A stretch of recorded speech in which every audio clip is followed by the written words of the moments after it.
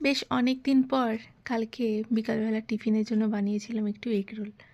কর্তামশাই যখন অফিস থেকে একটু তাড়াতাড়ি আসে, তখন আমি এরকম ধরনের টুকটাক কিছু বানিয়ে থাকি। আর যখন দেখি অফিস থেকে আসতে রাত হচ্ছে, তখন একটু তাড়াতাড়ি ভাতটা বসিয়ে দিই আর তাড়াতাড়ি খেয়ে নিই। প্রতিদিন আগে থেকেই ফোন করে জিজ্ঞেস করি কখন আসবে না আসবে, সেই বুঝে যেহেতু যোগাযন্ত্র করতে হয়, তাই কালকেও ফোন করেছিলাম, শুনলাম সে তাড়াতাড়ি আসবে। তাই অল্প একটু ময়দা ফ্রিজে মাখা ছিল, সেটাকে দিয়ে দুজনের জন্য দুটো রোল বানাচ্ছি।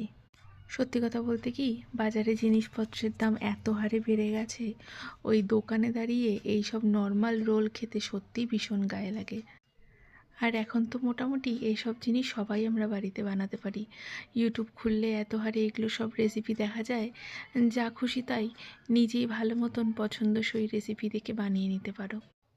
এগ রোল বানাতে আমরা কিন্তু কম বেশি সবাই পারি, তাই আমি যেভাবে একদম শর্টকাটে করি সেটাই তোমাদের সাথে শেয়ার করছি।